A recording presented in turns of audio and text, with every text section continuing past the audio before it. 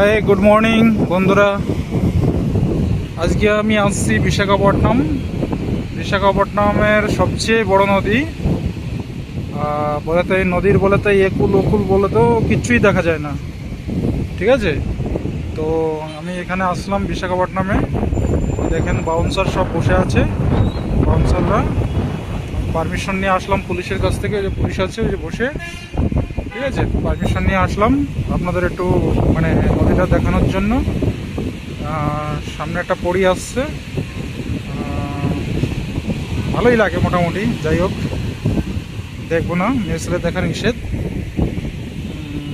তো মেয়েছেলে দেখতে মা করছে বউ আমার, তো তারপরেও দেখিনি মানে মোটামুটি আর কি।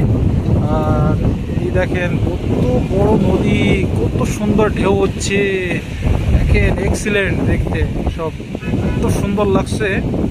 মানে আমার অনেকটা মানে মানে আমি নিজেই অনেকটা হ্যাপি ফিল করছি আজ। ফলে তো আজকে আমি খুবই মানে হ্যাপি আছি, কারণ আমি ঘুরতে আসছি অনেকটা দূরে।